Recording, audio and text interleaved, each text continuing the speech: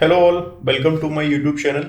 In this video, we will discuss about Jenkins Pipeline. So as we know, Jenkins is an open source CI/CD tool which is written in the Java programming language, and it is used to implement CI/CD workflow which is called a pipeline. So let's start. What is pipeline? So Jenkins Pipeline is a suite of plugins that supports implementing and integrating continuous delivery pipeline into Jenkins. So if we talk in simple words, a pipeline is a set of interconnected tasks that execute in a specific order. So using pipeline, you can create a complex or straightforward delivery pipeline as a code via the pipeline DSL or Groovy format. So if you see in this diagram, that's how basically pipeline looks. Like these are the stages. This is the build stage. Here our project will build. Then this is the deployment stage. Here we will deploy our project. Then finally it's a test stage. Then we have a final stage called a release stage. So that's how something pipeline basically looks. So what's the requirement to install the Jenkins? So Jenkins pipeline supports Jenkins 2.x or later version. If you have, then you can create a pipeline in the Jenkins. If it's a lower version, then you cannot create a pipeline. So basically pipeline is a plugin which is installed as part of the suggested plugin. And if you already installed a Jenkins and you want to install a pipeline plugin, then you can go to manage Jenkins and manage plugins. Then you can search over pipeline plugin and you can install it. So next we have Jenkins file. So Jenkins pipeline is defined using a text file called a Jenkins files. So basically whatever the code we write in a Jenkins file, and we call this Jenkins files in the Jenkins pipeline. So whatever the stages we are defining, everything we write on a Jenkins file. So the Jenkins file gives leverage to the developer to easily access or edit or check the code anytime. So basically we can check in this Jenkins file in a GitHub, Bitbucket, any source control. So there basically a lot of users can see what's happening with this particular file and they can modify it as per their needs. So let's see what's the benefit of Jenkins file. So code review. Next we have audit trail for the pipeline. So whatever the changes and whoever made the changes on that particular file, we can see it. Single source of truth for the pipeline, which can be viewed and edited by multiple members of the project. So on a same file, multiple people can also write their code, their pipeline basically. So there are two types of pipeline which we call a syntax, using which we can define a Jenkins file. So there are two ways. With the help of these two ways, we can write our Jenkins file. So first is declarative pipeline. Second we have a scripted pipeline. So what is declarative pipeline syntax? So declarative pipeline is a more recent and advanced implementation of a pipeline as a code. So in declarative pipeline syntax, the pipeline block define all the work done throughout your entire pipeline. So to understand this particular line, what I will do, I'll just move to the next slide. If you see, this is a pipeline block. Whatever we are defining inside this particular pipeline itself. We cannot define anything outside this pipeline block. So whatever you have to do, build, deploy, release, everything you have to define in between this pipeline block only. So declarative pipeline encourages a declarative programming model. In declarative programming model, you specify what you want and you don't care how it will get done. Jenkins pipeline will manage it. Declarative pipeline limits what is available to you, the users, with a more strict and predefined structure, making it an ideal choice for simpler CI/CD. So as we saw in the next slide, there is a particular structure which we have, which basically declarative pipeline provides us. So if you see, this is the particular structure which we have to follow to create a declarative pipeline.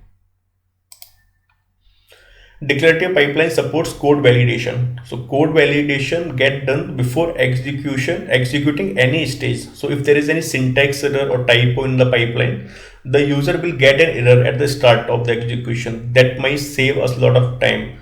So instead of running entire pipeline, then we will identify, okay, this is a syntax error. So in declarative pipeline, what it does, it basically is before execution of any stages, it initially verify all the pipeline, and in case of any issues, it will fail. So declarative pipeline support of to restart from the failed stage. Suppose we have a three stage: build, deploy, and test. Build and deployment is the stage is successfully completed. Now my stage got failed.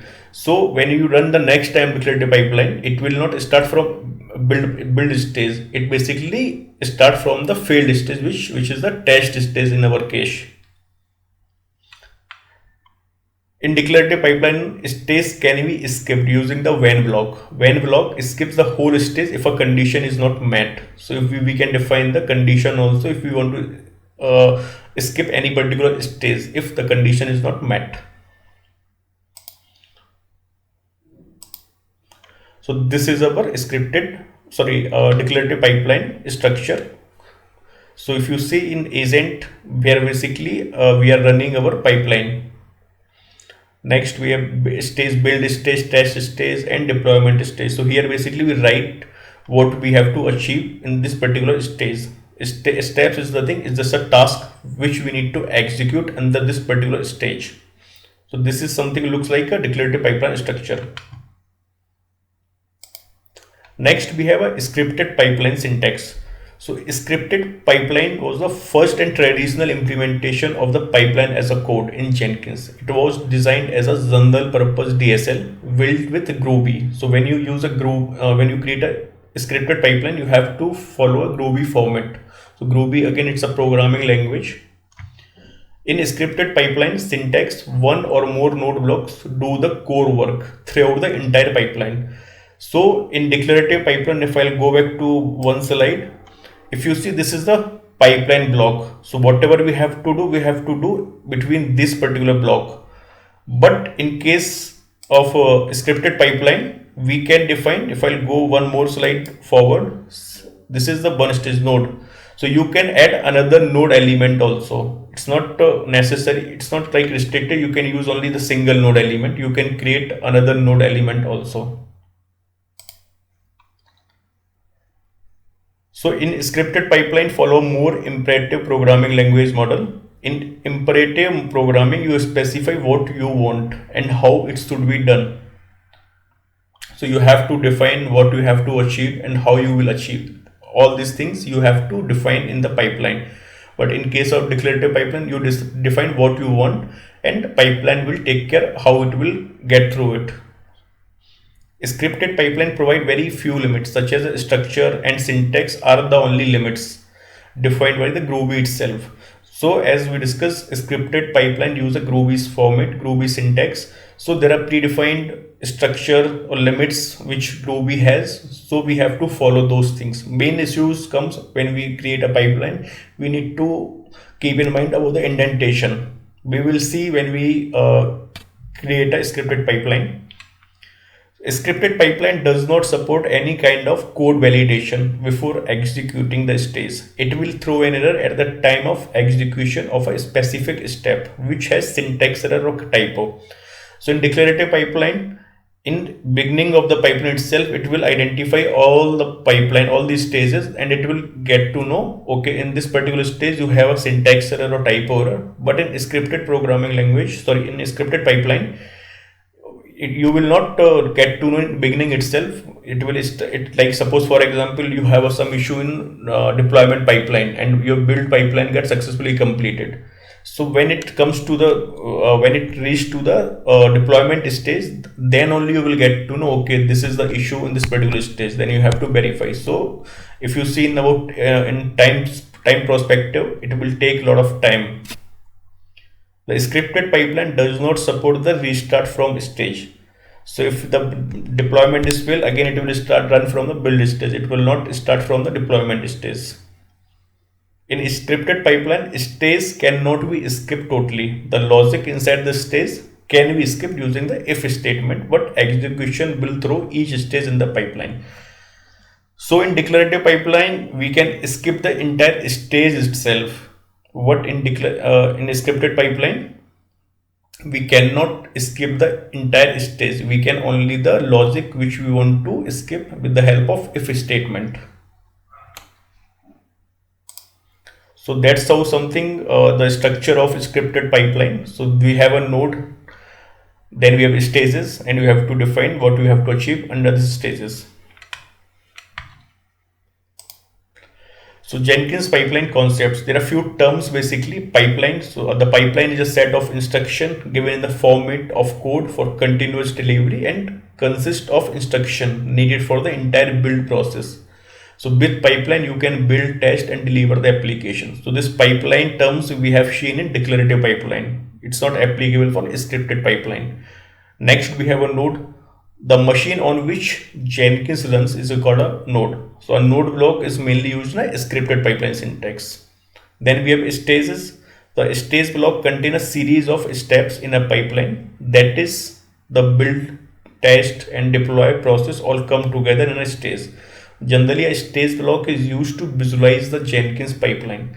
So basically if you when you see the pipeline, you cannot see the steps, you see the stages, and steps is nothing, it's a task that execute at a defined time at a process basically. So whatever we are going to do with the pipeline, that is called a task. Every action act as a task or a step, sorry. So defining a pipeline, how you can define a pipeline? So the pipeline can be created in one of the following ways. So first is through the blue ocean. So the blue ocean UI helps you set up your project pipeline and automatically create and write your pipeline for you through the graphical pipeline editor. You can install the blue ocean suite as a plugin. So if you are a beginner and you have to learn how to create a pipeline, then it might blue ocean can help you a lot of, because it can write a pipeline. You have to define in a GUI format what you want, what you need to do. So you will define it, it will write a Jenkins file for you through the classic UI. So from Jenkins portal itself you can create a pipeline. Next we have in SCM. So in SCM basically we create a what is called Jenkins file in any of the code editor. It could be a Visual Studio Code, any of the code editor, and you check in that particular file in the source control, and from that source control you fetch that particular file and you run through the Jenkins. So these are the three ways you can define your pipeline. So these are the best practices for Jenkins pipeline. Develop your pipeline as a code. So it's recommended you should use your pipeline as a code. So it is easy to identify in case of any issues, like suppose someone has made any changes, and that changes, because of that changes your pipeline is getting failed. So you can easily identify what changes and who made it. Perform all work within an agent. Use Docker image in your pipeline. Use multi-branch pipeline. Clean up old Jenkins build. Do all work within a stage. Do work you can within a parallel steps. Don't use input within a node block. So if you use input and between a node block, then basically what it does, if you are using input block in under a node block, you should specify the timestamp like 5 second, 10 second. If the user will not provide the input, then it will cancel the build or deployment, whatever it is. Do wrap your inputs in a timeout. Always backup the Jenkins home directory, because all over the configuration content is going to store in this particular directory. So it's good to keep a backup of this particular directory. So that's all for today. In next video we will see how to create a scripted and declarative pipeline. Thank you so much.